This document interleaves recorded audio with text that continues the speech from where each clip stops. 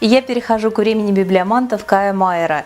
Я ждала выхода этой книги, и она покорила меня буквально с момента в самом начале. Там главная героиня, девочка по имени Фурия, бродит по огромной библиотеке. Настолько огромной, что в ней можно заблудиться. И с этого момента ты понимаешь, что попал в новый мир, мир библиомантики. Написано очень просто, но вместе с тем завораживающе. И как и в случае с чернильной трилогией, ты ни на миг не сомневаешься, что такая история могла произойти, и мир, созданный Каем Майером, это настоящий рай для книголюба. В книге настолько много потрясающих деталей и мест, что хочется читать ее медленно, обдумывая, переваривая, но лично у меня этого не получилось, я проглотила время библиомантов залпом и требую продолжения. Напишите мне, какие книги о книгах читали и можете посоветовать вы, ну а мы с вами увидимся совсем скоро. Пока!